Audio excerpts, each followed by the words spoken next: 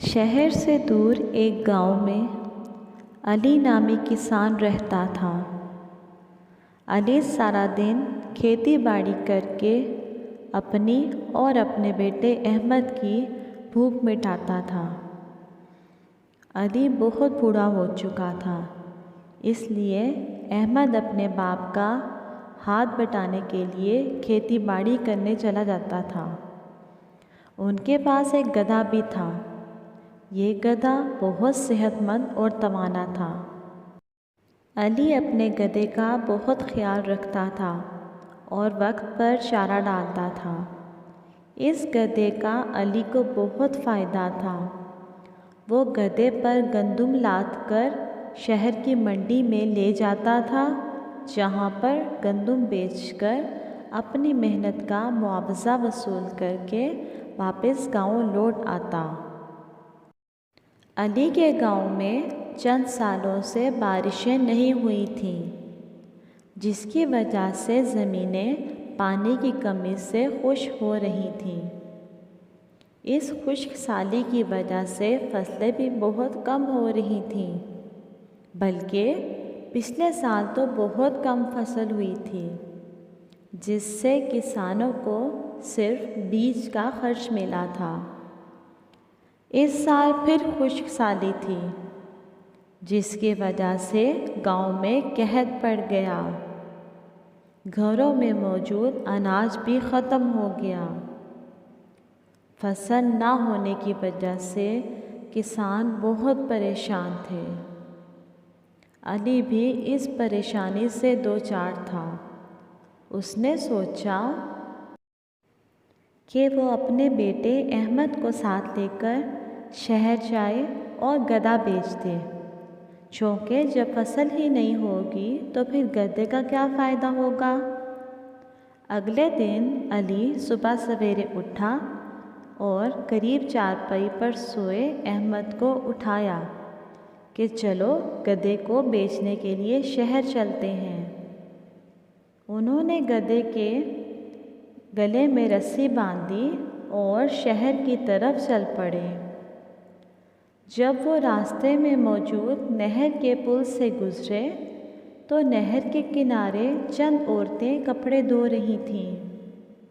انہوں نے علی اور احمد کو گدھے کو بری طرح کھینچتے ہوئے دیکھا تو خوب ہنسنے لگیں۔ علی نے ان عورتوں سے اس طرح ہنسنے کی وجہ پوچھی۔ تم ہمیں دیکھ کر کیوں ہنس رہی ہو؟ ان عورتوں میں سے ایک عورت جو زیادہ ہنس رہی تھی، وہ بولی، ارے بے وقوف، اگر تمہارے پاس ذرا بھی عقل ہوتی تو تم اپنے بیٹے کو گدھے پر بٹھا لیتے۔ علی نے بات سمجھتے ہوئے احمد کو فوراً گدھے پر بٹھا دیا۔ احمد تو بہت خوش ہوا۔ چلو اب وہ آرام سے سارا سفر کر لے گا۔ ابھی وہ کچھ ہی دور گئے تھے کہ سامنے سے ایک بڑھیا ہاتھ میں لاٹھی تھامے پیدل آ رہی تھی۔ جب یہ لوگ اس بڑھیا کے پاس پہنچے تو بڑھیا نے گدھے پر بیٹھے احمد کو لاٹھی ماری اور بولی، ارے بے وقوف لڑکے، تم کو شرم آنی چاہیے۔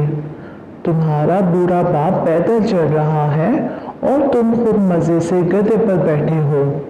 نیچے اترو اور باپ کو گدھے پر بیٹھنے دو۔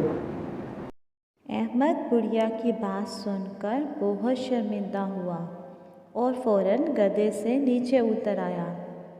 علی گدھے پر سوار ہو گیا اور احمد گدھے کی رسی تھامے چل پڑا۔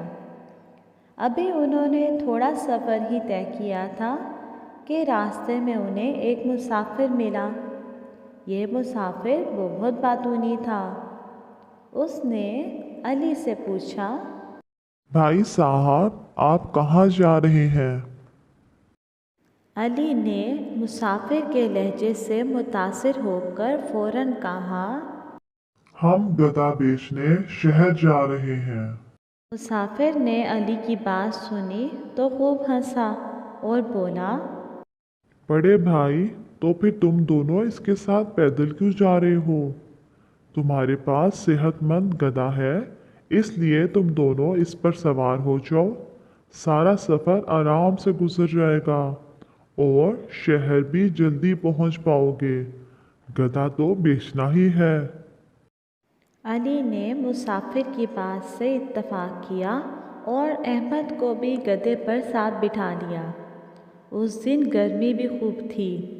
सूरज बहुत तेज़ी से चमक रहा था, जिसमें वक्त गुजरने के साथ इजाफा हो रहा था। बेचारा गधा सुबह का भूखा प्यासा सारा सफ़र तय कर रहा था। गधा सेहतमंद होने के बावजूद गर्मी की शिद्दत से बेजार हो रहा था।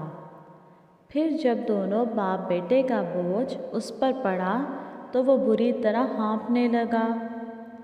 गधा बड़ी मुश्किल से थोड़ा रास्ता चल सका था कि थकावट से उसका बदन कांपने लगा। वो गर्दन झुकाए, ज़बान मुंह से बाहर निकाले बस गिरने ही वाला था कि इतनी देर में पास खेत में काम करने वाले किसान ने गधे की हालत देखी तो दूर से चिल्लाया, ज़ालिमों, इस बेज़ुबान पर कुछ रहम करो। बेचारे गधे पर इतना बोझ लादा हुआ है, गर्मी भी शदीद है, कुछ रहम करो। अगर ये बेचारा थोड़ा और चला तो मर जाएगा।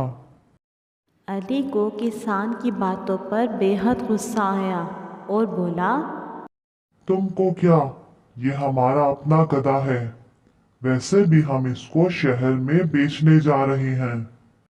किसान ने अली की बात सुनी तो मज़ीद बोला, बेवकूफ़, अगर गधे की यही हालत रही तो तुमको अच्छी कीमत खाक मिलेगी।